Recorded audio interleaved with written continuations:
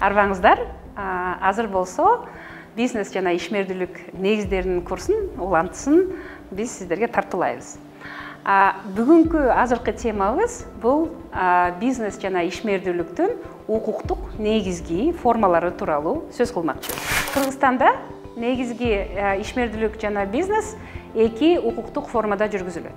Биринчиси болсо биз юридикалык жактар деп эсептейбиз жана физикалык жактар деп эсептейбиз. Физикалык жактар жөнүндө азыр кеңири сөз кылалы. Силер жаңы ишмердүүлүк баштаганда эң негизгиси силер жеке ишкер катары барып салык инспекциясына барып регистрация өтүп, анан эки негизде өзүңөрдүн ишмердүүлүгүңөрдү жүргүзсөңүздөр болот. Биринчиси бул күбөлүктүн негизинде, экинчиси болсо патенттин негизинде. Патент өзү болсо баягы ыктыярдуу жана ыктыярдуу эмес болуп бөлүнөт. Аны кайсыл патенттин негизинде ишмердүүлүгүңөрдү жүргүзгөндү ошол жерде салык инспекциянын өкүлдөрү менен чечип алсаңыздар болот.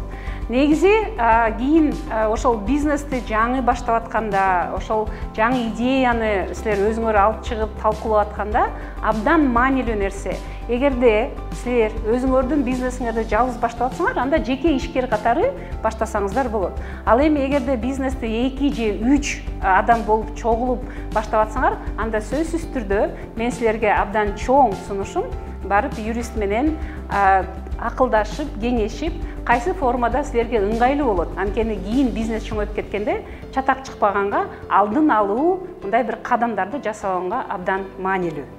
Юридикалык жактан болсо, укуктук формалары абдан көп.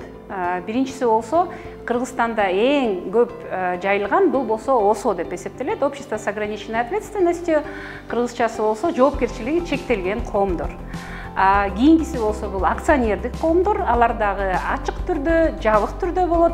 Анан кийин дагы башка бир чоң компаниялар болгондо өзүнө ылайыктуу бир формасын тандап алсаңыздар болот. Кийинки убакытта бизнесиңер чоңоюп, жайылган кезде ошол акционердик коом болобу же болбосо ОСО болобу, сөзсүз түрдө анда юстиция министрлигине барып каттоодон өтөсүңөр. Негизги бул сабактын эгерде жыйынтыгын айтсак, биринчи кадам бул сөзсүз түрдө ишмердүүлүк баштаганда өзүңөрдүн бизнесиңерди каттоодон өткөрүшүңөр керек.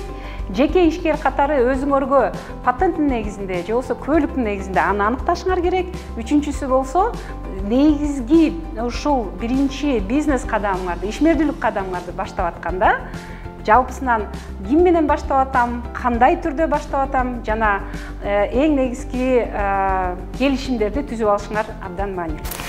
Эмне үчүн ишмердүүлүк укуктук формасын билиш абдан маанилүү? Анткени себеби деген кайсыл ошо ишмердүүлүк формасын тандаганыңарга ылайыктуу, ошо канча салык төлөйсүңөр, кандай түрлөрүн төлөйсүңөр, кандай мөөнөттө төлөйсүңөр, ошол негиздери аныкталат.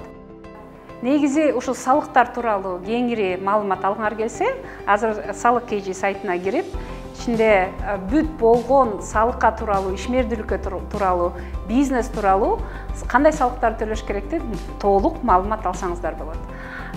Негизги дайым эсте алчу нерсе. Эгерде силер өзүңөрдүн укуктук ишмердүүлүгүңөрдүн негиздерин билбесеңер, бул силерди жоопкерчиликтен бошотпойт. Баарыңарга тең ийгилик каалайм. Кийинки темабыз болсо, бул кантип силердин бизнеске, ишмердүүлүккө кантип идея тапса болот. Ал эми муну болсо дизайн, ой жүгүртүү деген бир жаңы ыкма жана инструмент аркылуу үйрөнөбүз. Баарыңарга ийгилик.